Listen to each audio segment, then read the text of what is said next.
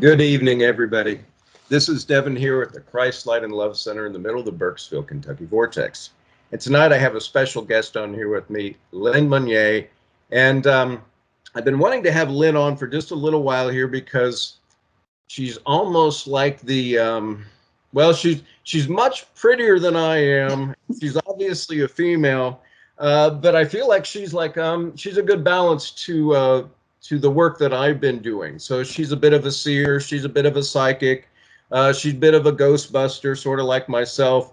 And like I normally tell my audience, Lynn, I'm going to go ahead and stop rambling because this isn't about me. I've asked you to come on my show, and you're so humble to come on here tonight. So I will let my audience know she is a published author, and she's got some really, really cool stories. So, Lynn, I appreciate you coming on here tonight.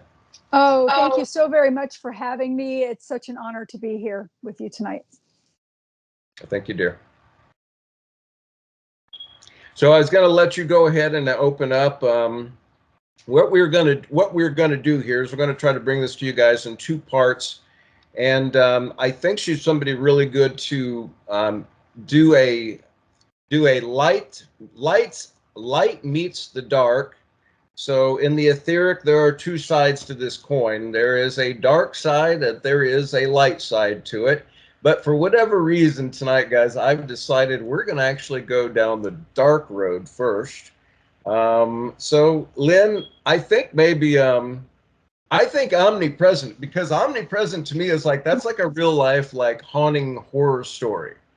Yes, it And is. I've been in some of those houses. I'm glad I can say that I never bought a haunted house, but why don't you tell our audience a little bit about that book and about that experience? Okay. Originally, as a single mother, I was looking for a home. I was being drug around by this poor realtor for about a year looking for a house. And I just want to say this, as far as Omnipresent goes, Omnipresent is going to end up being a 5-book series. Currently, there's Omnipresent, then there's Omni, which is the story about the house that I purchased that was so haunted that I never actually was able to move into it. It was that bad. There were literally 2 demons and a young man that had hung himself in the house. The ghost was still there. And I say this because a lot of times I get people that contact me and they see a ghost in their house. Everybody assumes that it's a demon. 99.9% of the time it's not. It's a disembodied soul or poltergeist or elemental or something else that's wandering through their house. Not usually their guardian angel, by the way, but usually it is a disembodied soul.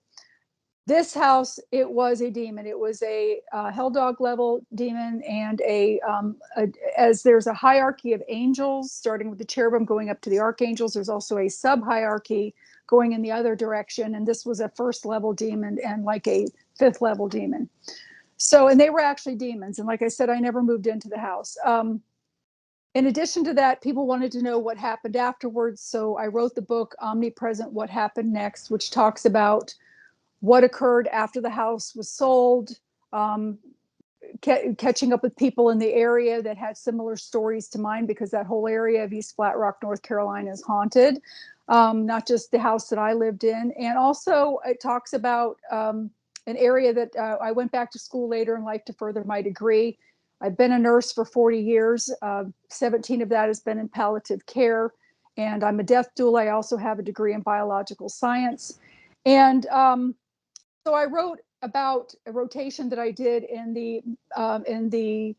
through my school in a psychiatric ward and seeing attachments on people with addiction and with schizophrenia and different mental illnesses. The 3rd book in the series is Omnipresent 111 Becadon Drive, which is a experience about a townhouse that I inadvertently had to briefly live in, forced to live in. The other place I didn't have to, but this one, and there was a naked male ghost, and I say naked because normally the ghosts, they show up in clothes, especially normally they do. normally, yeah, well, because nobody wants to see mom naked. So especially if you're passing and your loved ones start coming in, if they come in naked, you're not going to want to leave your body until somebody puts on clothes. It's like, mom, put some clothes on. Was this guy a bit of a pervert or something then? Yes, he was crawling in bed with women and pulling down their underwear in the middle of the night. No. And Really? I have a picture of this ghost that I will send you. that I took myself with my own camera and my own phone. And I've had people say, oh, well, what if it's photoshopped? I don't even know how to do that. Why would I do that?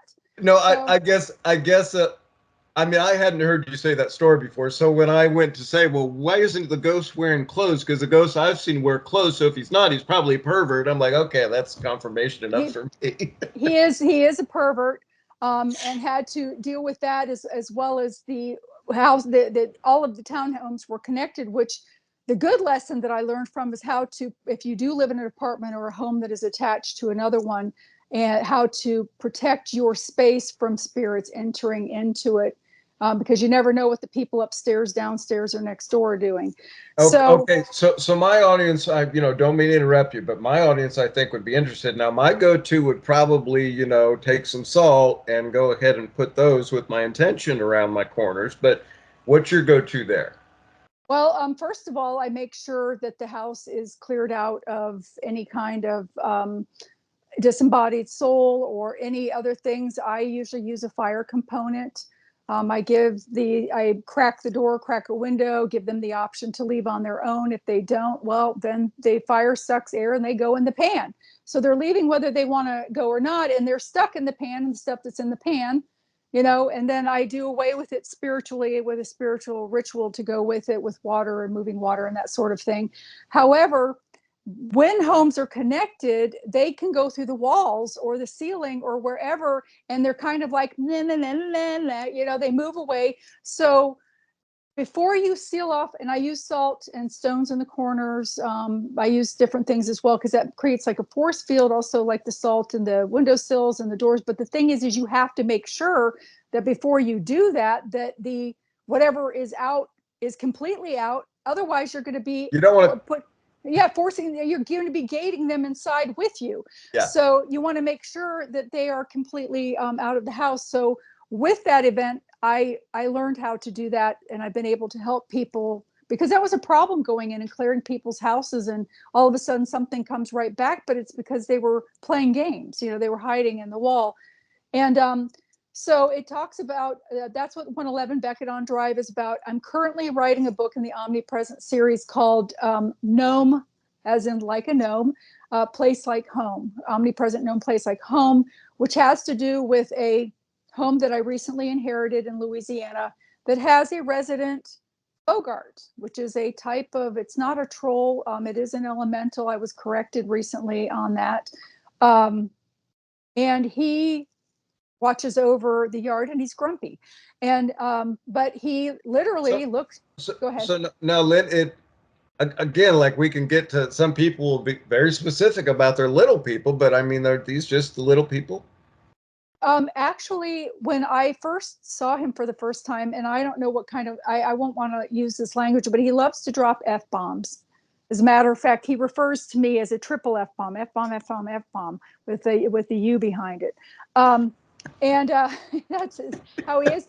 But when the first I was standing in a hallway with my son, and my son was standing in the doorway of my sister's master bedroom. I was standing in the hallway bathroom, and there was this third bedroom, and this elemental comes walking out, walks past me, goes past my son into the master bedroom, and he looked just like the banker on Harry Potter, just like the banker, the little blocky head, the big nose, the ears that were kind of pointed going back, little short fella, under 3 feet tall, like between 2.5 and 3 feet tall. Um, and all of a sudden, my son says to me, "Did you just see Hogwarts go by?" And I said, yes. And then he comes back out, and he walks back out the door, past my son, past me, back around to the third bedroom. And he did this a third time. And when he did it the third time, he left his portal exposed, which appeared to be like a misting of the ectoplasm that they use as a portal to come and go through, as well as a lot of other things use that too. And in that, he left a wreath of spirit faces there that my half sister had seen while she was sleeping, hovering over her bed, not realizing that this Bogart was standing next to the bed, and he had brought the spirits along with him. So anyway, we have had, I originally had gone into the home. I knew that there were some spirits in the house. There were two of them, actually. And I went in and I did my usual thing to remove them. And then there was this little thing that was left that was kind of like, is that all you got? You know, kind of an attitude of like, I mean, like he was mocking me, you know, and mocking my son and what we were doing, because it had no effect at all. And the thing about these elementals is they don't leave, you leave. So either you make an amends with them, or you come to some kind of agreement with them to live there peacefully, or they will make your life a living hell. They can make you sick. They can make your income dry up. They can make nothing grow on your property, or they can do it the other way around and be very, very generous with you, depending on whatever agreement that you do come to them. But they're very grumpy because they've been mistreated so badly by humans for so long. And you know, Okay. Okay. So, okay. So, hand to God, last late summer, and I was sober as a joke, just in case somebody listened. You know, I am the crazy minister out here in Berksville that lives down by the river, but sober as a joke. And I heard the little people talking off in the sides on my property, and I was sitting there and I rubbed my ears, cleared my ears, and I was like, okay, like that's the little people. And that I even heard him like basically converse like, oh, he can hear us. And it's like, yeah, I can hear you. You know, you're sitting over there, but you know, I don't know if I think maybe I was eased into that, wasn't even bothered by that, because I had met a couple people out in the Arkansas Valley and the Colorado Rockies, and separate from them knowing each other, and they start talking about the little people. I'm like, what do you mean? They're like, well, have you ever seen South Park? Now out there they claim like South Park is based on real little people that they say like kind of dress and sort of look like that. So, you know, I'm not, and I've run into Bigfoot more on occasion. So like and the Bigfoot I ran into is completely benevolent, but I guess my too many traumatic brain injuries here. So the Dogman on my property, somebody recently told me, make amends, make it clear, like don't like cut the beef, you know? And I'm like, what do you mean cut the beef? I haven't done anything to this Dogman. All I did one night was stood down at my pond, and I say that the little SOB walked through me. I didn't think it was very nice. You know, he he gave my chakras for a spin. Now, I can't say I really ran into him again since. I think one night he was outside my window whispering to try to like be scary, but I was just like, I'm tired, piss off. But what would your advice be if you knew that you had a Dogman on your property? You know, I would react the same way that you did, and I'm chuckling not because I'm mocking. You do have to have a respect. There is an intelligence about these things. Totally, yeah. Yeah, It's not a dumb animal, no, animal, and he is able to phase obviously in and out of this dimension, and he walked right through me. So I give him definitely respect for that. But I think his purpose was to scare the shit out of me, which yes. he didn't do. The reason why is because they any type of negative emotion, sadness, anger, fear, they feed off of the rippling effect that it creates within the atmosphere, and that's their chocolate. It strengthens them the same way as it does demonic things, and enables them to do more physical acts. They look for that aha moment. It's expected. And when it doesn't occur, it keeps them in a neutral state where they're not able to react in more of a physical way. So it's a blessing that your guides came in and told you, or just had you stay calm and basically told him to piss off, because you weren't affected by him. So he didn't get what he wanted, type thing, because they are used to people running and wetting their pants off on them, and they just feed on that, the deluge. They feed on it like chocolate. You So know what he did? You know what he did after he walked through me? what did he do?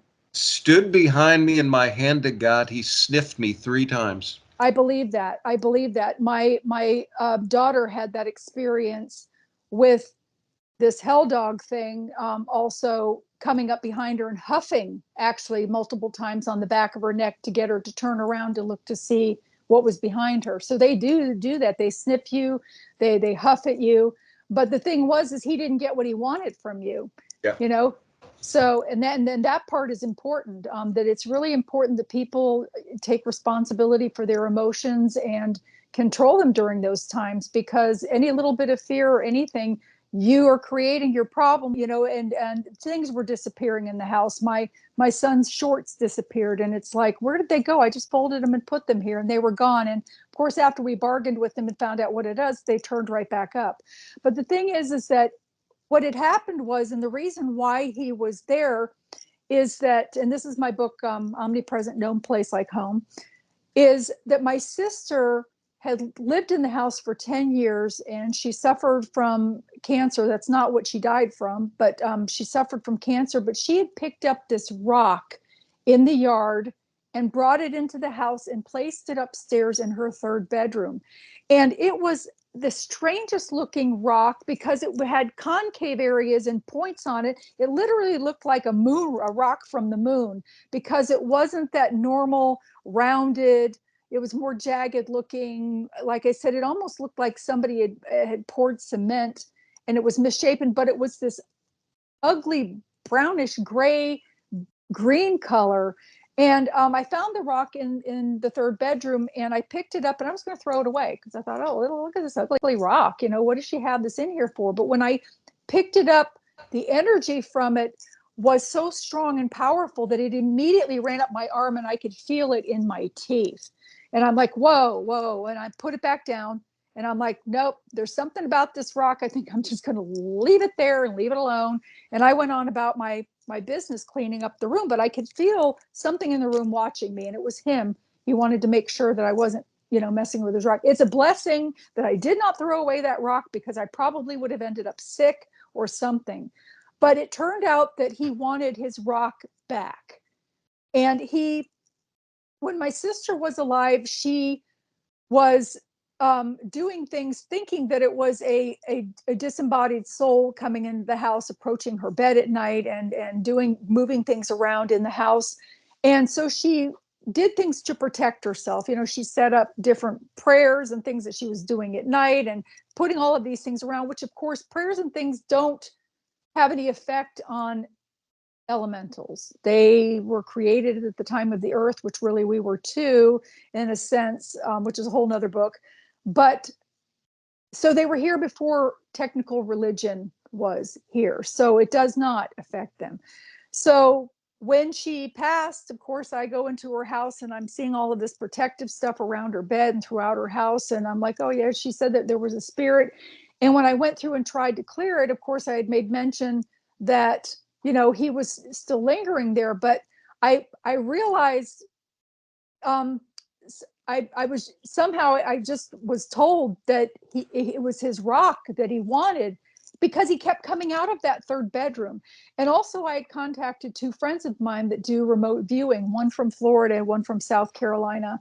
And both of them told me the exact layout of the house, and told me about him coming up through the ground, up through this area where the stairs connected up into this closet of this third bedroom, which made perfect sense because you could put an elevator in there. It was like his elevator going in there. And I'm like, God, I bet it's that rock. I bet he keeps coming. What does he keep coming into the house for? I bet it's that rock. So sure enough, the next day, I had my son take the rock outside to put it back outside, so that the Bogart could find it and take it and put it wherever he wanted to. And as my son's walking out the front door, this thing is flinging vines, standing behind my son, flinging vines at his legs that were wrapping around his legs. And my son's like, man, my legs are so itchy. And I'm like, well, no wonder, because he's walking behind you, flinging these vines. He wanted to stop him because my son had possession of that rock, and it was his precious, so to speak. He wanted his rock back. However, when he did leave, I made an announcement. I said a prayer. I made an announcement. I said, okay, daddy's gone. If you spirits want to cross over, go now. So I just threw the front door open, and just herds of people, spirits were leaving. Some of them still lingered and stayed. But I told them, I said, look up, find your cord, reignite with that. Your family's waiting for you on the other side. Go. And a whole bunch of them did leave. But the funny part was, and I say this is funny because it's very typical of this Bogart. We were planning on leaving on a Monday to go home. So we gave him boundaries and said, look, I've got these crystals here. I've got this gold. I've got some liquor, tobacco. If you stay out of the house until we finish what we're doing, we will leave you this, a certain item on the thing. And he could see it there. He knew what to expect. So we were planning on leaving that Monday, but then Monday morning there was a leak in the bathroom sink underneath, and I had to get a hold of it was a holiday, and I had to get a hold of a plumber, which took all day to get there. So my son and I went out to dinner. We came back. Well, the Bogart thought that we were gone, and you could hear him coming into the house grumbling, sounded just like the Tasmanian devil under his voice, grumbling, and of course, F-bomb, F-bomb. And he was coming forward, and I said, oh my God, we didn't tell him that we were staying one more day. We have to stay one more day. So we fixed that. And that evening, my son is loading up the truck with some things that I needed to drive back to South Carolina in my sister's truck. And they were heavy things. And all of a sudden I hear F-bomb, F-bomb, F-bomb. And I'm like, what happened? I'm thinking that my son has injured himself. So I run to the door, fling open the door. My son's face is like right here. And I'm like, what happened? And he says, what? And I said, why were you dropping, F-bombs? And he said, that wasn't me. And I said, I mean, we're out in the country. There's nothing but coyotes and cows. And we in this huge 2-acre lot, there's nothing out there. It's way out in the country. So I'm like, well, did you hear that? And he said, no. He said, but it wasn't me. So lo and behold, the next morning we get up. My son goes out and he starts his car because he was concerned that his battery was low and he wanted to let the car run for a little bit to make sure that it charged up. Then he went and he turned the truck on so that he could hook up a cord for me to use my phone for navigation. And all of a sudden I'm standing on the front porch and I hear F-bomb, F-bomb, F-bomb. So I walk over to the truck and I say to my brother, not my brother, my son, I'm sorry. I said to him, I said, what's the matter? And he said, what? And I said, why are you, yelling out obscenities? Is something wrong? And he said, that wasn't me. So then we both hear F-bomb, F-bomb, F-bomb. That elemental was in the back of the house, standing in the doorway of the shed. And he was calling out to us because he thought that we were leaving. And he wanted to make sure that we knew that he held up his end of the bargain so that we would make sure to bring him his special treats that we promised that we would bring him before leaving. And so we ended up doing that. We told him to please watch over the grounds in the house. He also did some very, very beautiful things. My son at one point was underneath his doing something, changing the oil with his vehicle. So he was down low under the car, whatever men do to change the oil.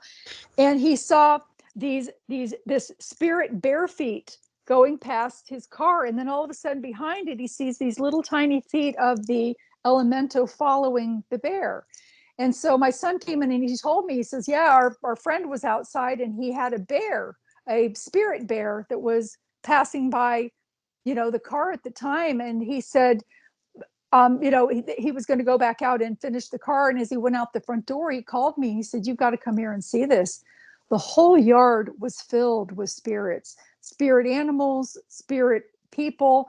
And the thing that I made a mistake on is I thought that he was holding the disembodied souls as his balloons, as entertainment for himself, or as something to draw energy from. And recently, I've been told that that's not why he was. They were souls that had failed to cross over, and he was holding them to protect them from any of the darker demonic forces that are around, because it was right in saying that a lot of times when disembodied souls stay earthbound, a lot of times something much darker will try to control the masses of disembodied souls. So he was actually holding them for protection. So the next time that I go to Louisiana, I will be releasing the rest of those. Well, I was going to ask you that, and I think some of my more advanced listeners here picked up on that and probably wanted me to ask. So that's what I was going to ask you exactly was the dome holding on to souls there? Because I've seen that before. Now, I'm not saying I've seen an elemental hold on to some souls. I've seen some darker stuff, almost like encapsulate souls on a property. Yes, and they do that. And like even the case of that one woman that you may have heard me on the show with Jerry talking about, how she had schizophrenia and attachments on her. She talked about the one that had a long fingernail that was scratching the inside of her female parts. That was the dark one that was holding the rest of them hostage. So in the case of the elemental, it turned out I was mistaken in what I thought. I thought that he was holding them hostage, and he was holding them as protection. And he was actually kind of grateful that I took some of the burden off of him by crossing over the ones that were willing to leave.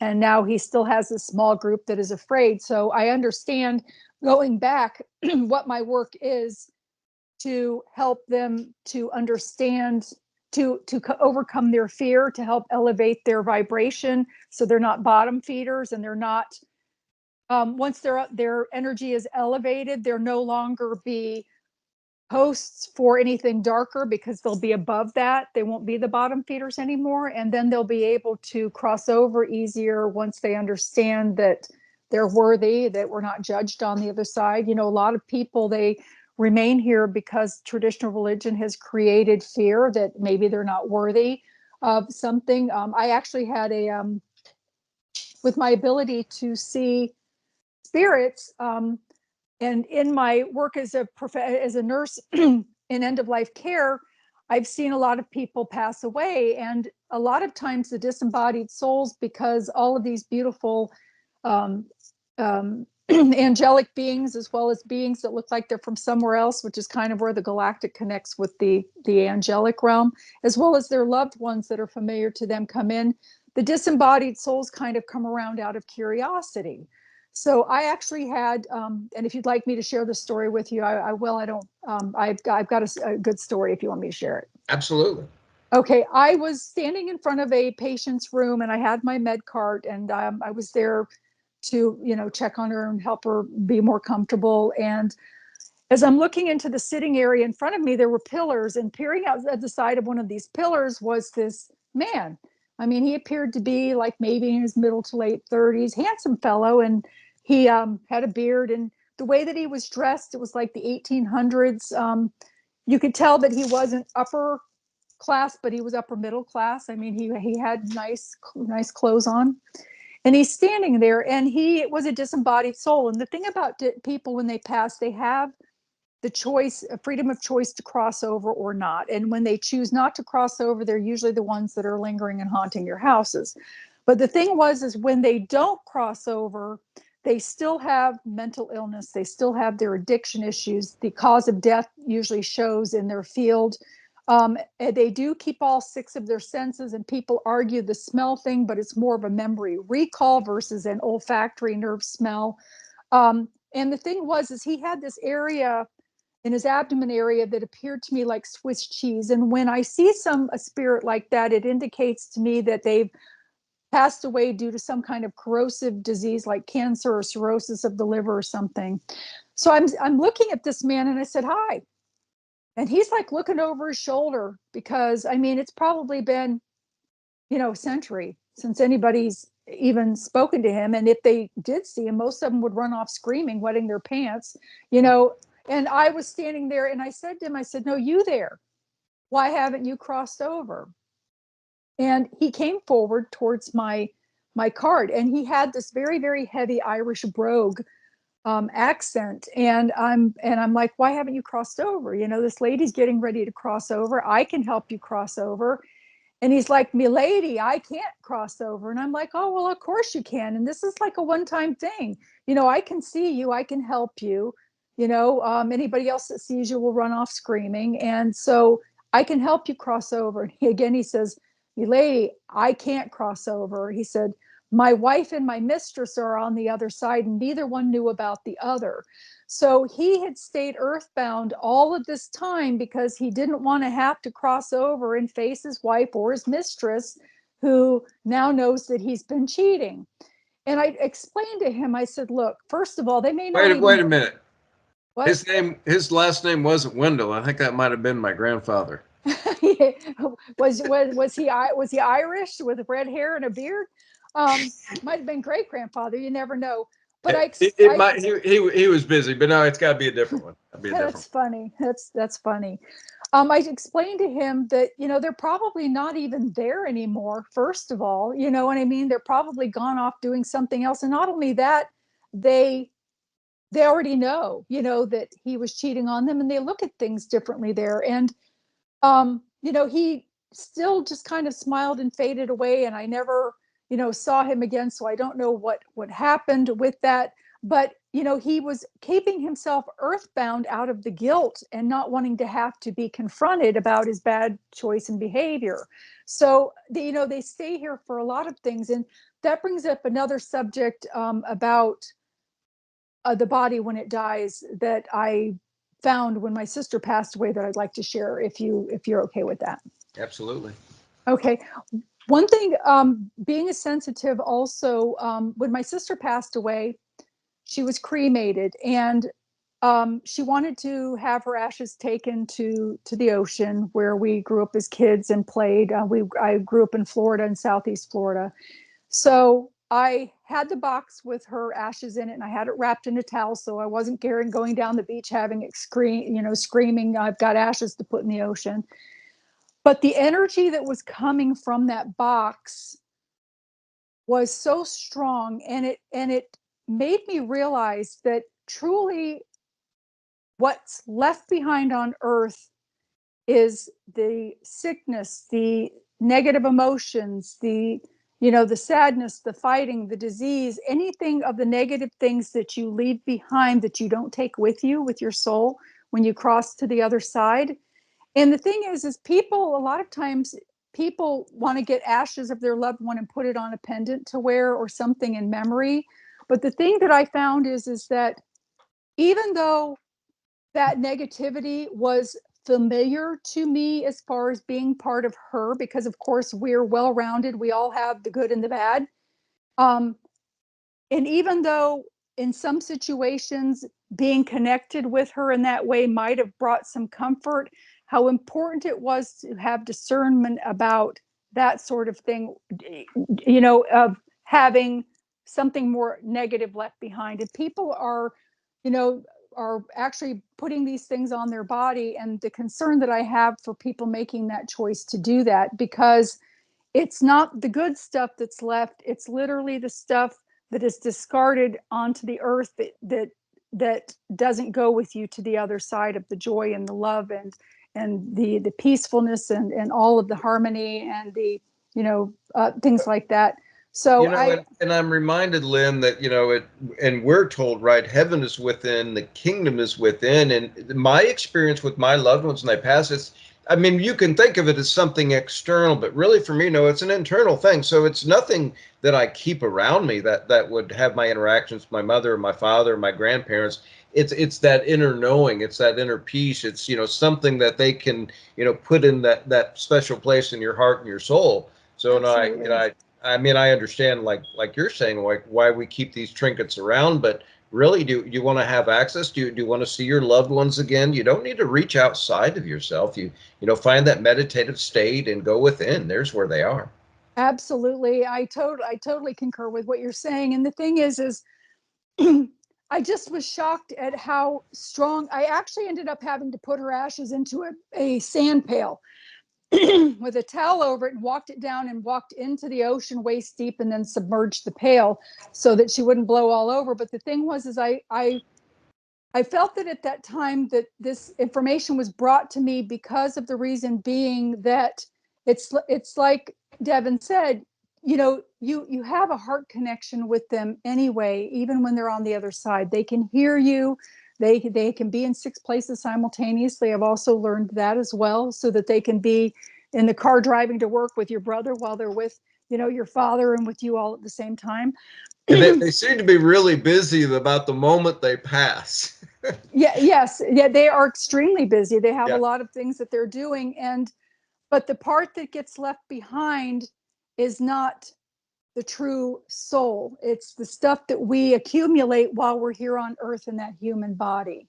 That the things that are, and also the attachments get left behind as well. So they're always looking for a new place to attach within, usually the pod that we all interchange in. But Yeah. Well, So Lynn, I have found they usually don't have to wait until the person passes, with those weird ways they connect with the different groups we tend to allow them in. But that's mhm. another side story, I guess. Um, sorry, Lynn. On my podcast, we accept the fact that the host has had multiple traumatic brain injuries, and occasionally he'll skip around a little bit. But No, it no, you're tends to fine. make it a little bit more interesting because then Spirit can really lead the way, and if I just get out of the way, usually just Spirit just talks, and I just shut up. No, no, no, please. I'm enjoying this. I think that I'm having a great time. So It'll be interesting. I see where the clock says right at 20 minutes. I believe we've been talking longer than that, so I don't know if something has maybe started and stopped our recording outside of our understanding, because I don't. I think we've been going a lot longer than 20 minutes. Um, so so much of what you've just said, I could go down a million different roads. I mean, it's not very often that I could have that conversation and sit here in one moment talk about NMLs, talk about the next moment, experiencing my mother when she passes. So I'm going to try to do what I don't normally do and interject and just let you take it where you feel it's going to go next. oh no, please interject too. I mean, I'm not trying to hog the show either. So No, no, it's I don't know. Maybe I'll share a little bit on my own mother, because you mentioned this today, and I don't know who it was. I had told you, right. I try to I try not just to pull people on that I'm not interested. I'm very interested in what you do, where you are, and your experiences are very similar to mine. But you had brought up experiencing your mother, right? And I shared mhm. a little bit about this. With you before we started recording, at least the second or third time we started recording, wherever we're at now.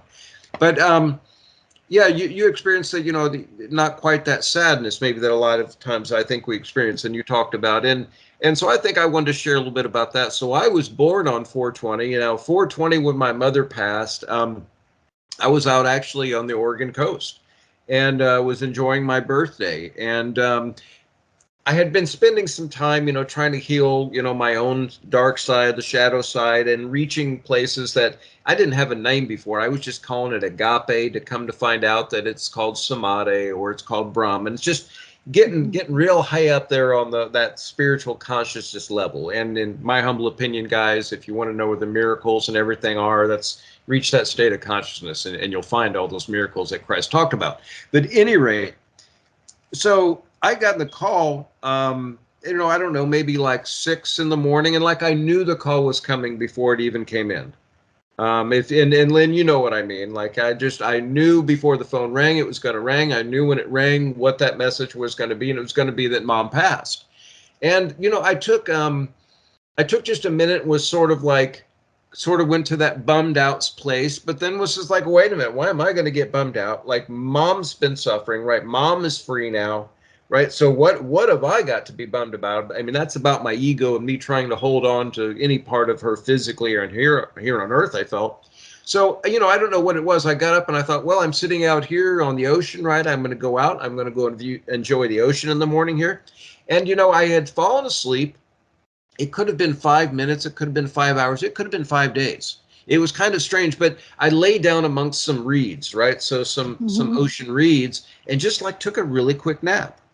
But I woke up, and at first I was kind of like, well, wait a minute, I haven't taken any mushrooms or LSD or anything today, have I? Well, it was very strange. My perception, I could tell, was very different, right? It was just, Mhm. and not nothing highly unusual, but I was looking out at the ocean waves, and I'm thinking, oh, that's interesting. Like, I've never really taken that perspective to look at the waves that way, something as simple as the waves. And I was looking at the sand, and I was like, oh, that's interesting. I've never really quite looked at the sand from that perspective. And I took a moment. I go, wait a minute, what is it? I'm like, this is Mom.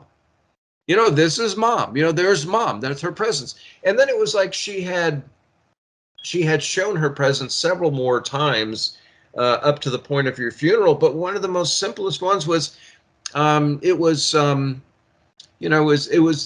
viewing of the showing, whatever it was, and my two sisters, who I felt should have been busy preparing the meals and doing all the female stuff. I got stuck. They said, they were like, here, you're making the cheese and the meat plate. And I looked at them and I was kind of like, I'm making the cheese and the meat plate. Like no. And I was like, I don't know anything about making a cheese or a meat plate, right? And then it was like within an instant, it was like I was 5 years old and my mother was standing over my shoulders and taking my hands and going, oh no, no, it's simple, right? Here's how we would decorate it. And so I was like, oh, I don't really have to bother. Mom's going to still show me. And again, I don't know if I would have been in fear or in sorrow, wouldn't have been in place of just pure love and joy and my bliss in my heart already. I don't know that I would have had that experience, but I know that you've got a similar experience in your own mom's passing, don't you? I have, and the thing is we don't die, people. We simply shed our skin and go. And really, life doesn't start until we leave this plane. I mean, we're on here for educational purposes, and we're actually seen as heroes when we do finally cross back over, because this is a hard course, a hard path to take, being here. But I do, I actually, even with my sister's death in June, I found myself consoling other people, with her crossing, more so than them consoling me, because they were more upset about it than I was. And it's not that I didn't love her, it's just that I know that I'm going to see her again. This isn't the last time. If you could look at it, your pets and everything cross over. So, and don't be surprised if you have a cat and a dog in this lifetime and you expect to see your cat and dog on the other side, of which you will. However, don't be surprised if a lot of other things come running up, like a white buffalo or an ostrich, because you may have had those pets in a different lifetime, and all of your pets are there, and they will come and greet you, but you will recognize them. But when my mother passed, some very, very beautiful things happened, and I'll be happy to share that story with you if you'd like. Absolutely. Okay.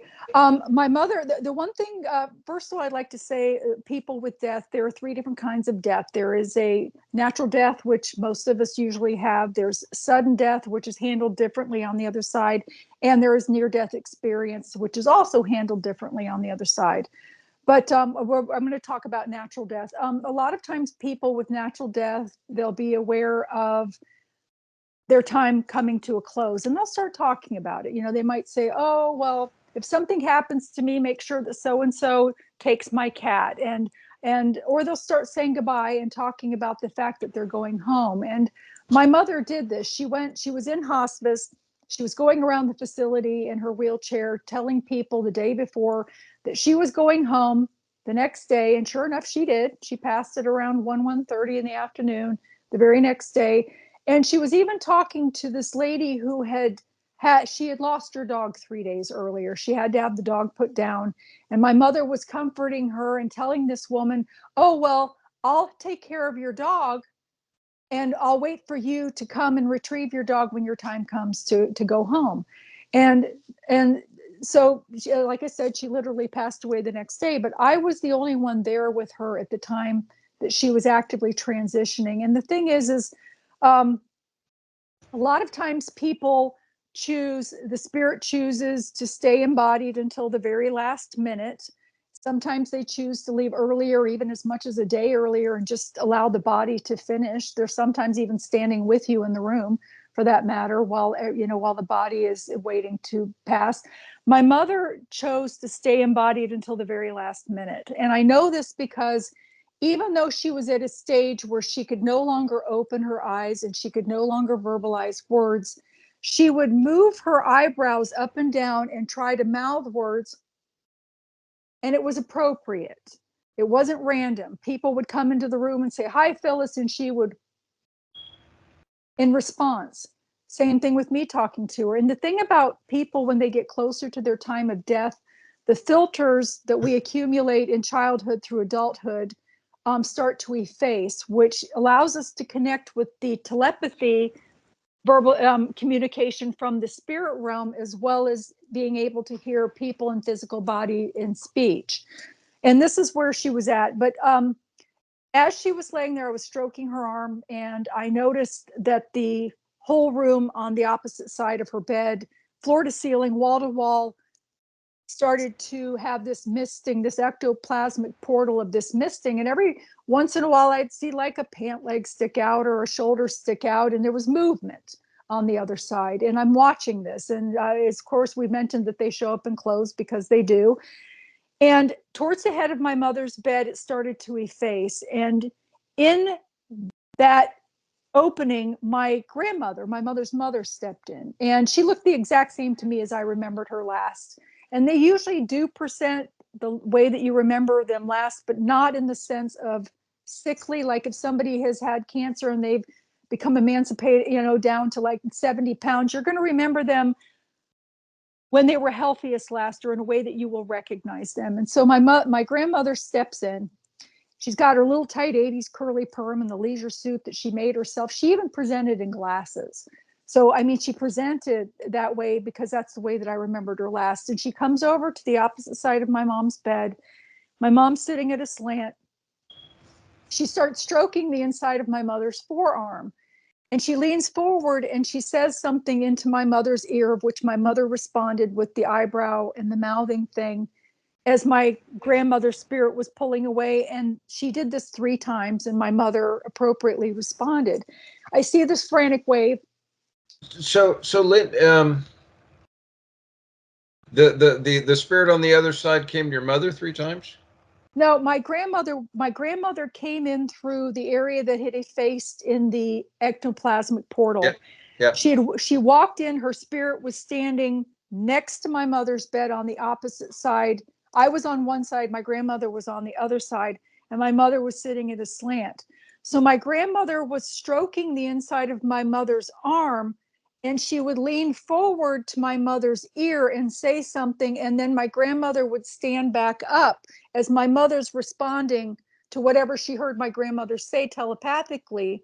And then my grandmother leaned forward again and said something in her ear and came away, and my mother did again the response, and this happened 3 times.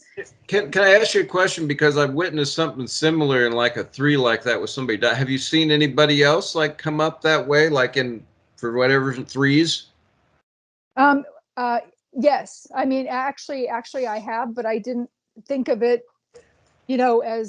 as anything significant. So I'm going to learn some things from you. That's of course. Well, but no, I got to, it was a bit of a trip, and I'm gonna, my hats. If I had my hat on, I take it off to you, because like I just see the seeing spectrum as sort of like a don't see anything, starting at right that 1. I'd put myself like on a good day when I'm, in my meditative practice and I'm not worried about everything around me, right? And I'm reaching, the highest level of consciousness. Yeah, I put myself on an 8.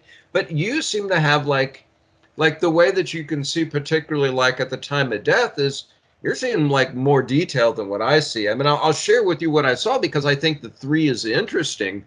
But so the night my grandmother passed, I'm sitting there talking with her that night, and I had seen and again, I've talked about seeing, different attachments and different things in people's, like in their field. So like I see it like, in their aura, or superimposed on top of them. Well, that night I saw my grandfather superimposed on top of my grandmother, and I thought, well, that was kind of a trip, but then, what happened is it happened 3 times. So it was like I see grandma, then I see him imposed on top, then that goes away. I see grandma, and it happened at 3 times. But then on the 4th time, though, it's like, oh, it was really a trip, because they became like grandma and grandpa were one. Mm-hmm. It was beautiful in some ways, a bit of a trip on another way. But at that instant, I knew, oh, grandma's passing tonight. Mm-hmm. Because that's grandpa coming back. And that's like, to me, that was just showing almost them like unifying. Yes. But I don't interrupt you, but I just like that 3 times that you said where she comes up, right? So I'm wondering, like, so maybe you're seeing more detail. Maybe that's the same thing my grandfather really did. Came up and whispered in her ear and backed off, and then came back and whispered in her ear and backed off. I mean, I don't know. And everything is different, Yep. especially, type thing. As my grandmother was doing this with my mother, I see this frantic wave behind my grandmother's head through that opening, and it was my beautiful sister Robin. She had been murdered by a jealous boyfriend when she was 20, and before the stalking laws were in. But and the whole room filled with her fragrance of her perfume. I mean, she wore a unique fragrance called Latisse back in the 80s that wasn't common, and you could smell it just everywhere in the room. And she actually came around from all of the people. And where I was kind of sitting and holding my mom's arm, and she came around and she embraced me. I could feel her hair falling over my face. I could smell her. I could just feel her essence. And it brings tears to my eyes just thinking about her. And then she went to go back around to the group of people, and the whole wall had effaced. Everything was gone. It was wide open. I could see into the other side. There are colors there, people, that we would need probably 20 color wheels to even imagine. My new favorite color is over there. The light source over there seems to emit from the atmosphere itself. It's not something that there's an actual light source.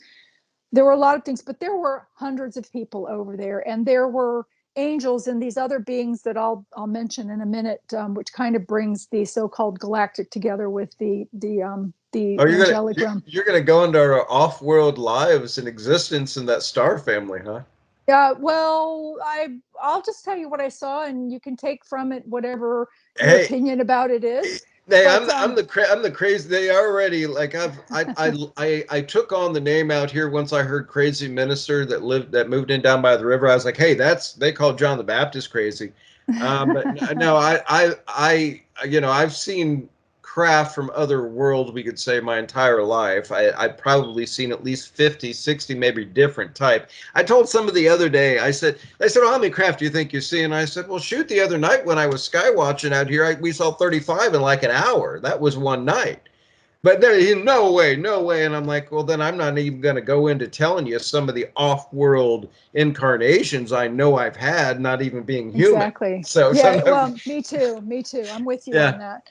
No, Um, yeah. So you're not gonna shock me here tonight, and you might shock a little bit my audience, but I'm gonna say no. I'm with her so far, guys.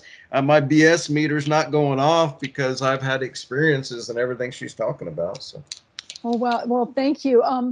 So when my sister went back around, like I had mentioned, there were a lot of people there, and I had noticed at one point where the spirits kind of gathered towards the head of my mom's bed. And I said to my mom at that point, I kissed her on her cheek and I said, Mom, Robin and Grandma are here to take you home. It's time to go. I said, I love you. I'm going to be fine. We'll see each other again. Go home. And literally, she took her last breath about 10 minutes later.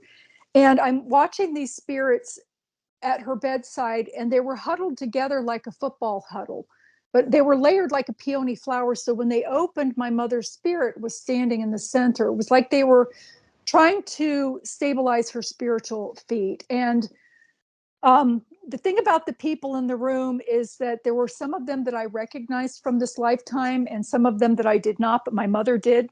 Once she had crossed over, she recognized everybody.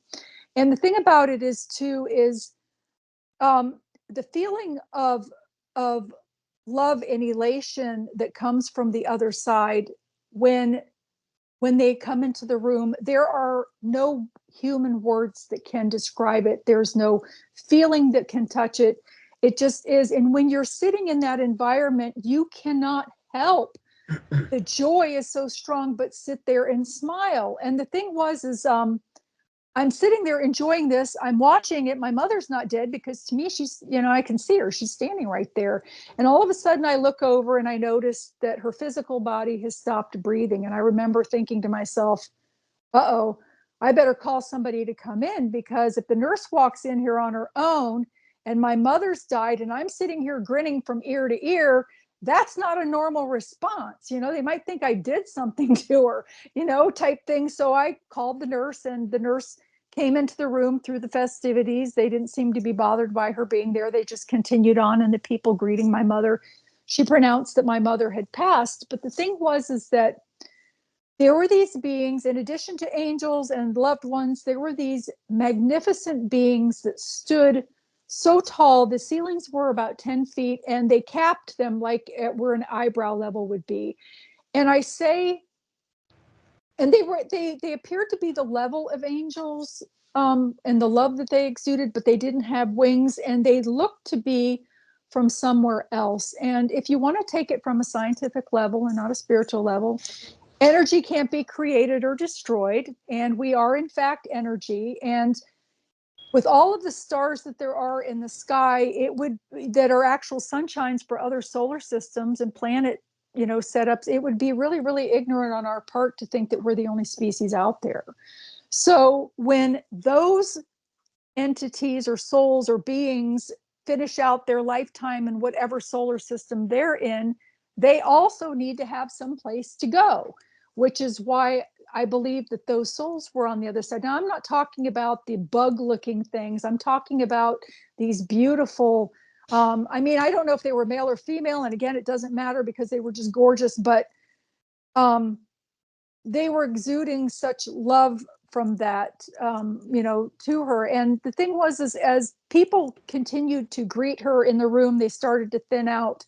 And when they started to, after they thinned out, my mom was connected with my sister and my grandmother and these beings that were walking behind her. There were two angels. There was one of these beautiful beings as well as a couple of other souls that were walking along with them. And the way that I see spirits is that out of my peripheral vision, I can see them as clear as I can see you.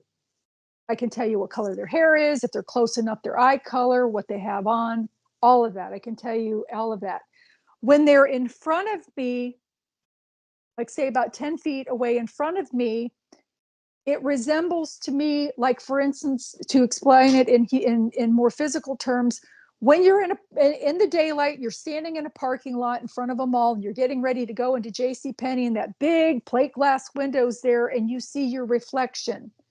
They appear to me the same as that reflection appears in kind of an opaque looking thing. And when they're close up to me, because they're energetic, sometimes I'll see a lower half, but I'll see this waffling to the air like gas fumes or like hot vapors coming off of a road of that waffling. So when my mother was walking along with these beings past me, going past me to exit the room for the final time, I recognized her lower half because my mother had beautiful legs. So I see her shapely legs, and she was still in her patient gown, and she's walking along with these beautiful beings as she's passing by, and they're connecting with my head as they're passing by, which felt tingly and loving. And but I recognized her because then I could see the waffling as she went ahead and she crossed past me. And, I never grieved my mother's loss. I never grieved my sister's loss.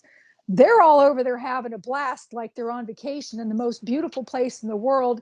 How could I grieve their loss and kind of anchor them here in a way, drawing them back here when grieving is okay. Grieving is a response that we have for the loss. However, when it's an elongated grieving, it sometimes isn't a great thing. Becomes And a lot of ego-driven stuff at a certain point, and it it's does, it's a, absolutely.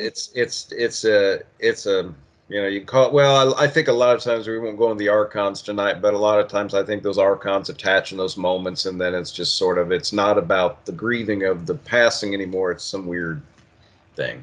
Yeah. That's true, because they do shed that with their bodies. When they leave, if they do have any form of attachment, they are left in the ethers, so to speak, waiting to find another host. So, because those are some of the things that are earthbound or lower than earthbound that are left behind, that are in the sub layers of things like that. So yeah, that's my story. But as a nurse in the profession, I've experienced a lot of those things. I've experienced people talking about things that when they're in that stage of transition where they're what we call in the medical field rallying, where they're kind of testing the waters, where they're kind of half in and half out kind of thing. And they'll come back and they'll start talking about people in the room, or they'll start talking about things that they saw on the other side, even children that haven't been born yet. And I've had multiple, I got a kitty that just jumped on the table. You can see a tail here. So, um, but, with that being said, it just, bear with me one second. With the being said, hi there, buddy. I've got Oh, a what type of cat we got coming in tonight? well, actually, it's a feral cat that has made friends with us, and he's recently been attacked by some cats outside, so he looks a little bit rough. But he's here. He is. Want to say hi? I call him O'Malley because he looks just like O'Malley on the Aristocats. Let's see if I can show Have we you. got a little angelic kitty cat here? We do. You see him? There he is. Are you a sacred animal, sir? He is a sacred animal, and he's so sweet. And there's some tomcats outside that are just terrible to him. So we bring him inside and let him sleep in here with us. So he's kind of the resident community cat. So, but Now, he's up. I've seen angelic energies, reside in animals. So I don't the animals that that are in my life anymore, I pay attention to. Come and get. Did I lose you? No, he's giving me the butt over here. Yeah, I saw that. So anyway, no, we had a mommy have kittens out here, and he's one of the results of the kittens, and there are two others that we feed. We like having him around, but he's been badly attacked. Will you please get him? Okay, well, just go quickly. This is my daughter. Hello, everybody. Okay, all right, go ahead. So I had on the thing of cats. So I'm kind of a cat nut. But interesting. Growing up when I was a little kid and being an empath, like I liked cats because cats were just the emotions were straightforward. With people, the emotions that whatever was coming out of their mouth rarely matched what was in their heart. I found as a little kid. That's true. So I was always kind of drawn to the cats, but I had a cat that died. This has been like 2016. The cat had been gone for a couple years. And, my hand to God, I get up one morning and plain as day, Jesus said, it's time to go get your cat. And I had a little bit of argument with Christ. I said, oh, wait a minute. I said, they're probably not going to have any Siamese. And he goes, you don't need a Siamese. And I said, well, they're probably not even going to have any kittens. And he said, you don't need a kitten. And he said, just go get your cat. And so I don't know, usually Dink will hear his name and he'll come running, but I don't see him right now. But so that cat, though, there's just too much that's happened with that cat since he's been on the road with me since 2016 that I can't deny. I had a couple different seers take a look at the cat as soon as they met him. Like the first shaman that I met my cat, he saw the cat and he goes, oh, that's a cute cat. And I said, yeah, and I was sitting there loving on him. He goes, but it's not a cat, right? And I said, yeah, funny you said that, right? And then I met another a woman who's a psychic, and I was sitting there loving on the cat one time, and she goes, oh, what an angel. And I said, oh, yeah, he's just my angel. She goes, no, you understand that's an angel, right? And I said, funny you said that, right? And she starts explaining, the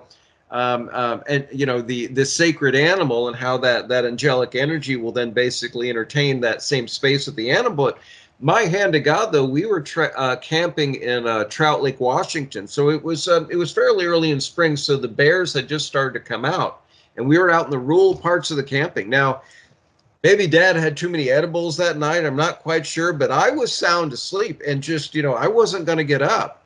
And I had woke up because the cat was growling. Well, right at the time I finally heard the cat growling and it had woke up, a bear was pushing in on the top of the tent. Wow. And my cat, rather than, running in the corner and wetting himself, he went from the inside of that tent and jumped on and latched onto the bear and scared that bear so bad that it just went thump, thump, thump, thump, thump, and, ran away. You could hear it running away. But I thought, you know what? If that cat wasn't with me, I probably wouldn't be having this conversation. Or that's right. I'd have, an eye patch on because I'd be missing an eye because that bear would have got it. No, absolutely.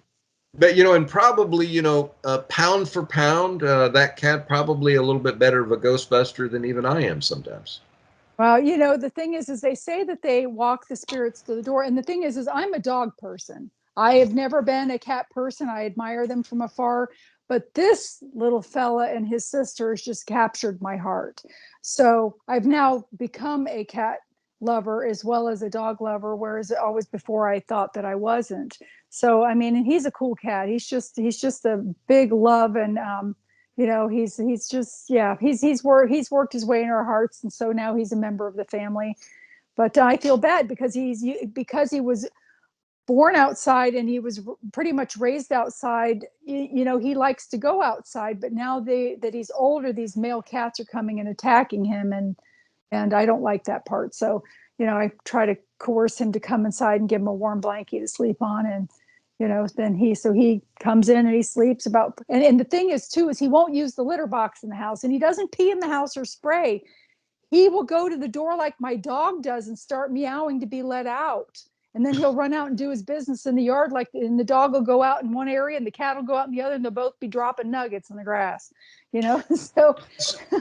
So you said cat leads the spirits to the door, right? So I found Yes. that's interesting. So I've always looked at it like, so I was doing a clearing on a house one time, right? And just, you know, got up to the house and knew like, okay, we got multiple things here. You know, the meter was immediately going off, and was greeted at the front door, was invited in. And the owner of the house, first thing she said, she goes, "Oh, that's strange." And their cat was running up to me. And I looked at the cat and I said, "Well, what's strange about that?" And she goes, "Well, that cat doesn't come up to anybody." And I said, "Oh," and I saw, and there was an attachment on the cat. And I said, Wow. "Oh," and I said, "Oh, well, yeah, there's something on kitty kitty." So I said, "Well, but we got bigger fish to fry, right?" I said, let's move through the house and figure out what else is going on." But at the end of, you know, inviting some spirits to, you know, go back to the other side that night, and everything feeling, you know, 110% better, on my way back out, I was like, "Oh yeah, where's that cat?" And kind of like out of nowhere, the cat comes running back up to me, does like a you know, swipes around my legs, and I look at the cat, and again I go, "Huh, I don't see the attachment anymore." Well, the cat, I think, knew what I was there for, and like kind of like rubbed it and put it on me. Oh, And wow. yeah, and I could kind of see it back there, and I just and I knew the person pretty well, so I was open about what was going on. I said, "Yeah, the cat did have something attached to it." I said, "Now it's attached to me." And she goes, "Well, what are you going to do?" And I said, "I'm going to go do the same thing the cat would have done if you would have normally let him outside. I'm going to go and cough it up in the yard." Yes, no, yeah, and you know, people don't realize that too.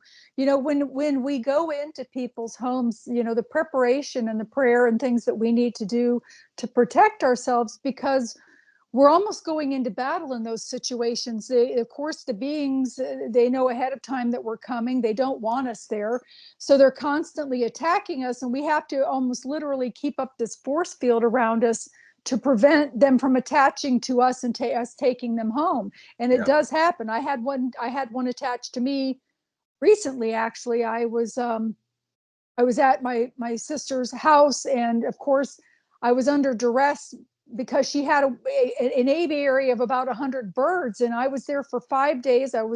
Had a daughter to go back home to, and I had to find placement for all of these birds, as well as she didn't have a will or end of life directives. So I had to, you know, start trying to manage her house to security and things like that. But the thing was, is that my daughter's kind of waving at me in the background to tell me something, but so I forgot which direction I was going with this. I'm sorry. No, no, Um, no. No, you're going on to, you know, being careful about when we go and do clearings at home. yes, yes. And so a lady came to the house that was a friend of my sister and said that she felt that her son had an attachment on him, and he did. It was a nasty one too. And because my auric field was compressed more so on my body, because I hadn't been able to address it and keep it clear. And people, you know, we we do exercise to stay physically healthy. We eat good food to stay healthy, but people often ignore their auric field and the fact that it needs to be maintained and cleansed as well. And I had not been able to do that for a period of time, and that I was under duress and, you know, yes, emotionally stressed. So this thing then attached to me because I didn't have time to do my usual preparation and prayer and that sort of thing to protect myself. So I ended up having to reach out to somebody to take it off of me. And it was a nasty thing too. I mean, I woke up that morning and I felt like I was pregnant, but the baby was jiggling on the outside of my body.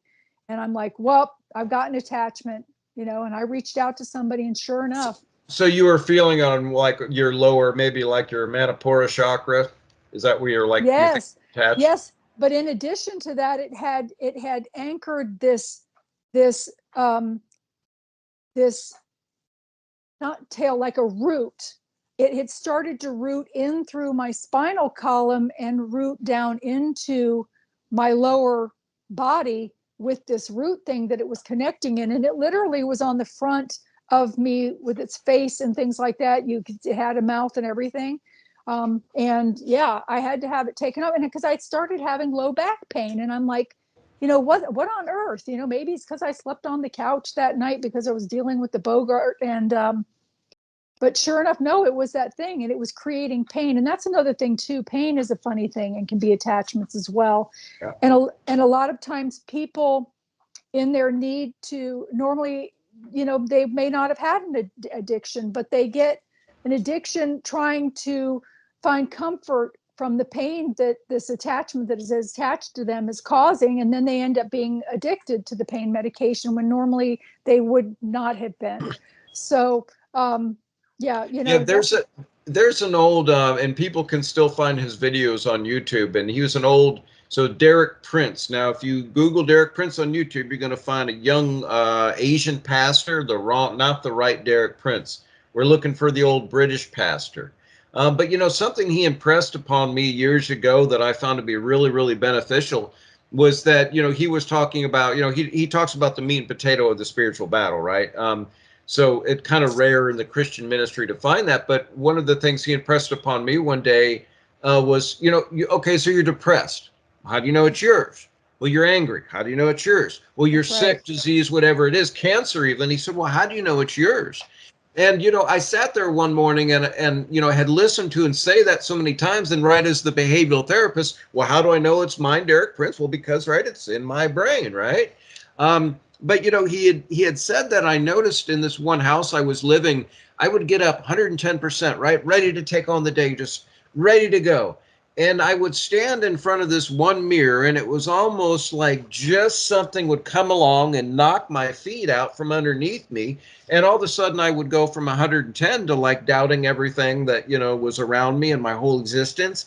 And I finally realized, like, no, wait a minute, there's something going on with this mirror. But the first time I did that, said, no, wait a minute.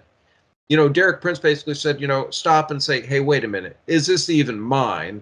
And then would, for example, for me, I'd call upon my God and say, all right, Jesus, if it's mine, show me it's mine, and I'll deal with it. If it's not mine, take it from me. And so sure enough, as soon as I said that, well, bam, whatever that was gone. Now, going along more with that, the idea that, people will manifest a little bit of pain that's not even theirs into a whole chronic disease. I'd got up one morning, and this has been a couple years ago, and I had some frankincense sitting right next to me, and I had to work basically walking all day long, and I had just this crazy pain that was in almost the center of my foot. And I thought, first thing I got up, I thought, how in the world am I going to finish this day? And I've got this much pain already starting on my foot. And again, my mind went to, well, how do we know it's ours? And I thought, you know what? I'm going to take the oil, and I'm just going to put a little bit on my finger, and I'm going to use it as kind of the clearing agent, right? And sure enough, I just take it and I touch it just lightly on that little spot, and it disappears, right? Oh, wow. Another way to, clear that energy, but, it was another verification in my mind. It's like, no, like, we've got to really like question, am I angry? Am I sad? Am I sure?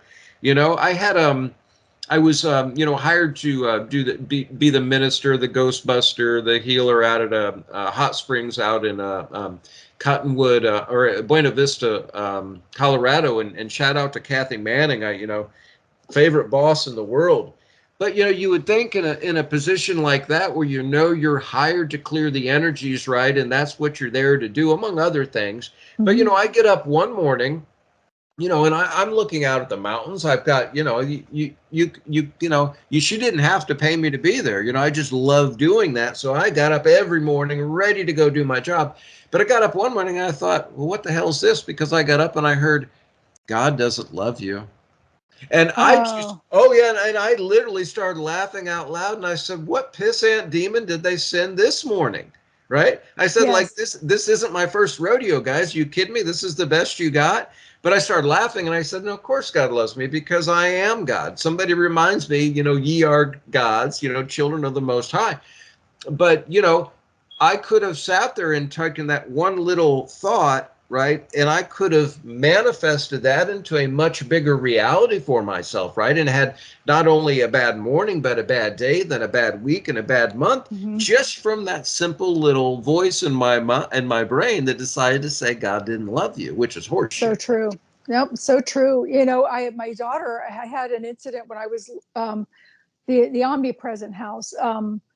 My daughter, she was 13 at the time, and she kept complaining of back and shoulder pain. And I thought, you know what?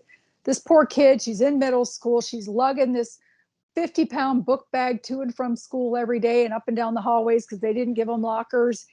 So I got her a rolling book bag thinking that that would help. And she continued to complain about the pain. And so one weekend she was complaining about it so badly that I took that Sunday night off because I was working a Baylor shift as a nurse on every other weekend, well, every weekend on Sundays and Saturday and Sunday. And I took that Sunday off because I thought, you know what? The Advil's not helping. The Tylenol's not helping. Maybe it's a blood clot or a tumor. I'm going to take her to the emergency room. Don't manifest that, Mom. Yeah, no, of course not. But, I'm wondering because The nothing's nurse. helping.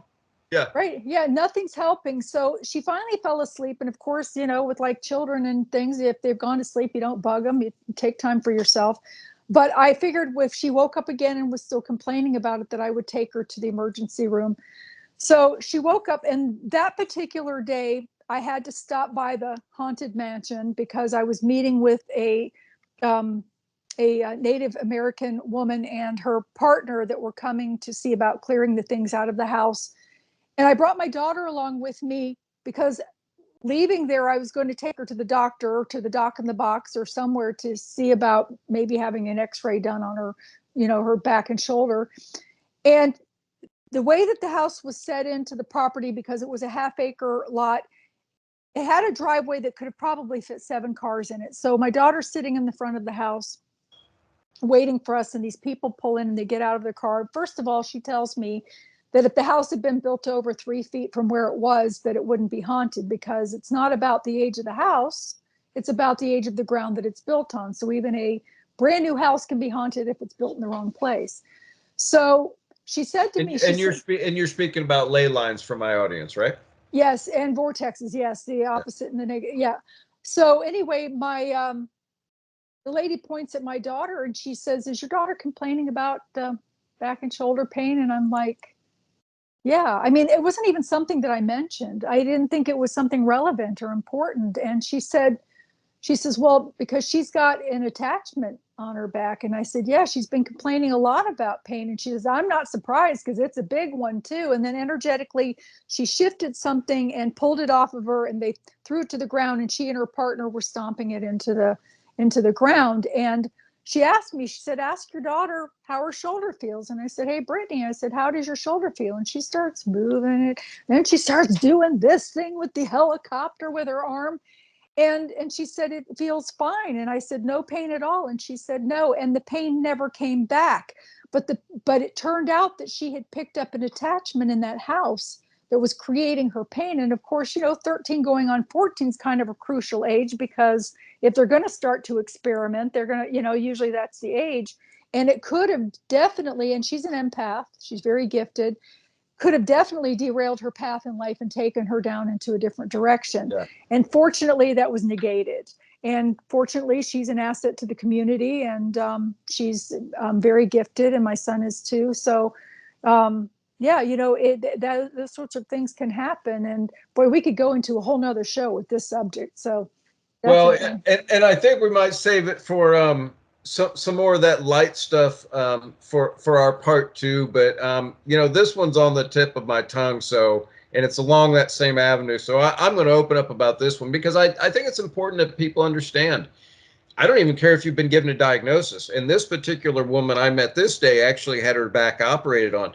But I've got a vision healing drum that I use, right? And it's Mhm. like, it's kind of my go-to tool for almost everything today, right? It just sort of, it's sort of like I don't really do much of anything. It's just I open the channel and, the angels work through the drum really is kind of the secret if everybody really wants to know how that works. But the first time I was guided to use it, it was with this woman, and I had never played it in anyone's lap before, but Jesus said you play it in her lap, and so I kind of got her to sit down. I was playing this tongue drum in her lap, and I did a clearing prayer right in Jesus's name before we started, and I asked her to close her eyes. But I thought it was really interesting because before she closed her eyes, I was looking at her eyes, and I thought, ooh, they look really cloudy.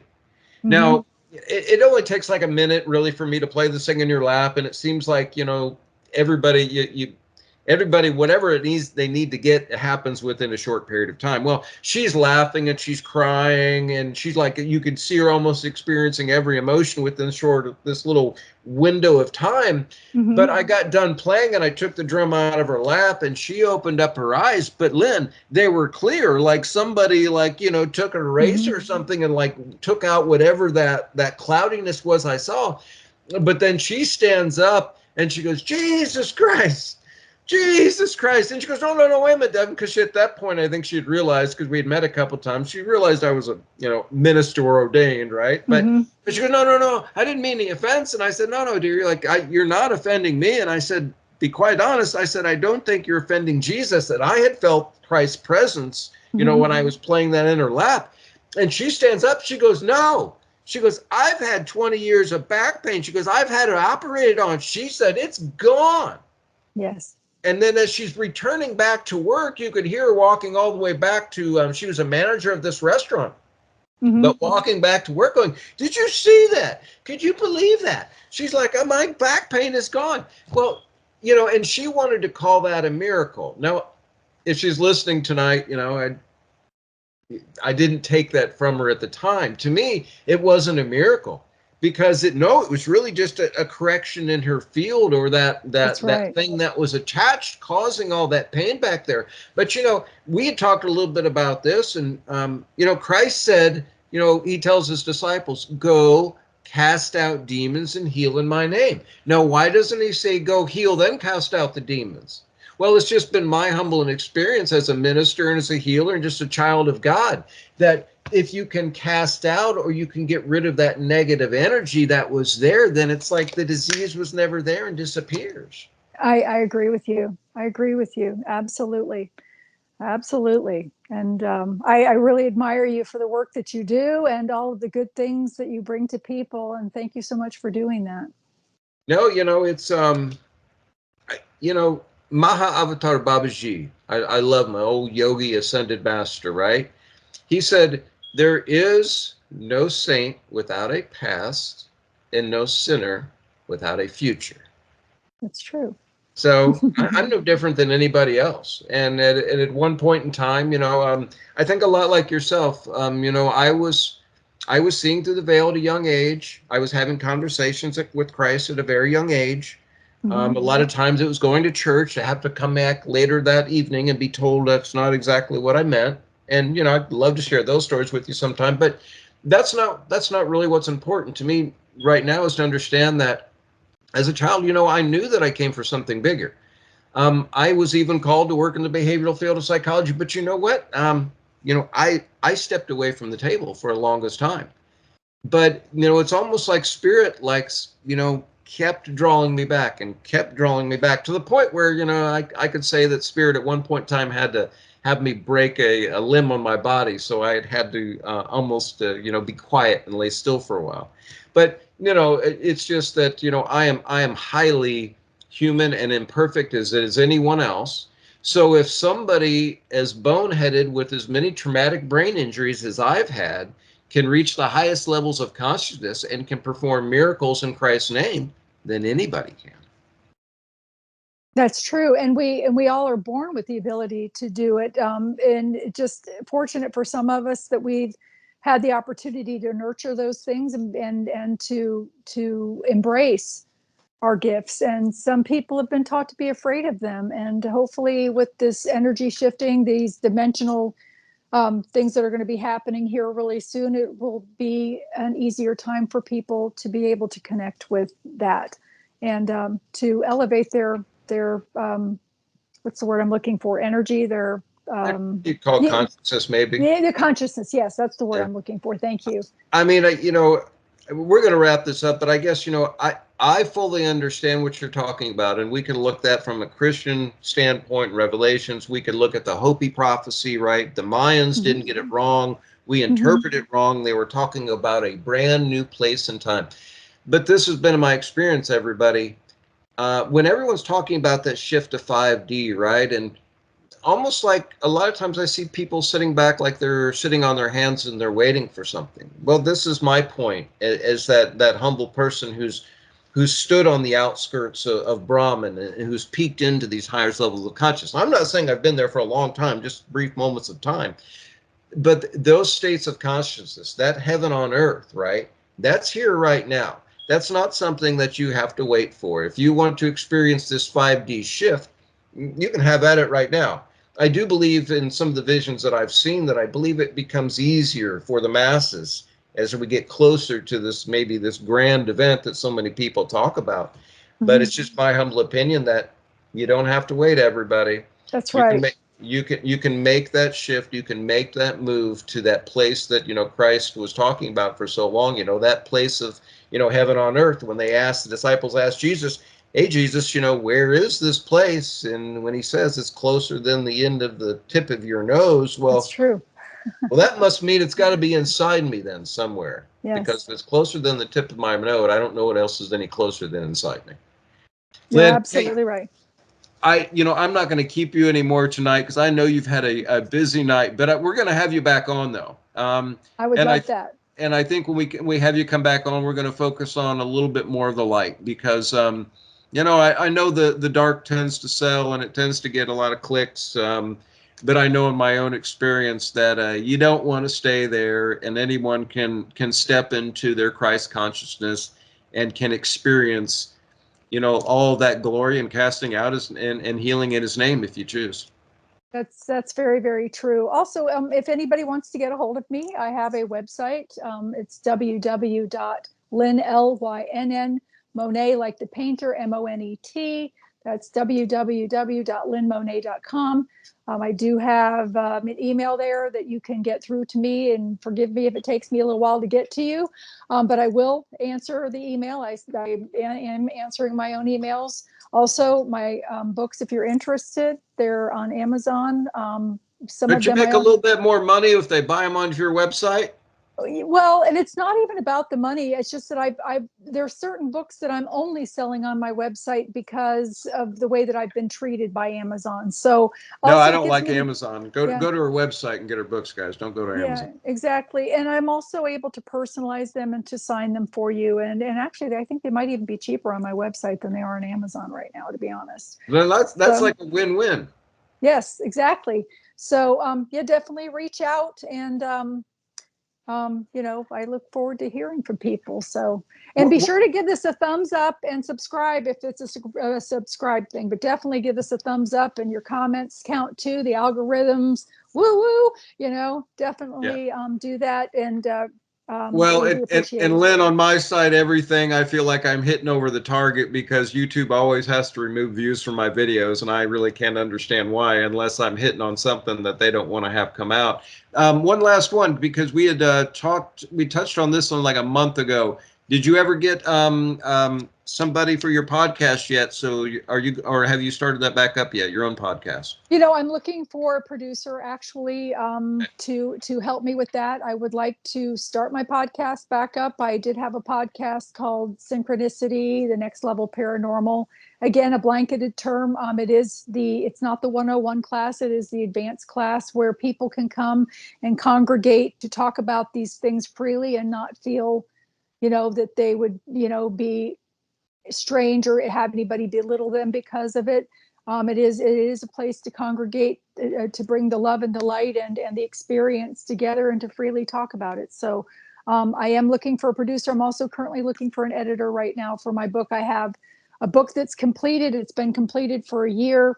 with the death of my sister, and my editor was my niece, and she's kind of gone off in another direction. So I need to get an editor for my books so that I can put that one out. That should have been out last year. I have this other one that's going to be coming out as well here in about a month.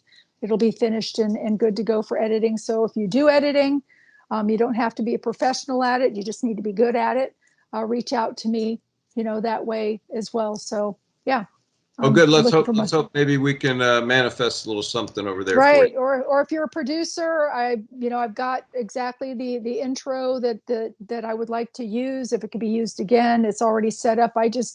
I'm not techie, and I don't want to be techie. I like being spiritual. So I need somebody to enter me in. I've got people that I can book for the next year on the show once I get one going again that are major hitters. So would definitely bring, if there's any kind of a blanketed, what's the word I'm looking for? I like I had a group named Dark Horse Paranormal that kind of blanketed me under their thing, and they were so good to me. They were amazing people. That if there's something like that, it'll bring not only attention to mine but also to theirs as well. And Yeah. I don't have a problem with having that advertisement put in the middle of my show. I usually do 2-hour shows, and I keep the audience intrigued. So yeah. No, I think it's important, yourself and others who are experiencers, we just speak, from the heart and share, because there's a lot of other agendas out there, and it's not always from the heart. So Yes. Oh, don't I know? Yeah, we all know that too. So we're all moving to that higher place of consciousness, and it ain't gonna be too long anymore that people aren't from the heart. Everyone, not just me and you, will be able to see through the bullshit. That's absolutely right. And thank you again so very, very much for having me and inviting me on. I'm thrilled to be here. I've had a great time. I'm looking forward to coming on again and again. Thank you very, very much for having me on. Thank you for doing all you do again, Lynn. I appreciate it. And everybody, go check her out. I know her books are great. Buy a book and say hello to her again, Lynn. We'll see you again soon. All right. Thanks again. Bye, everybody.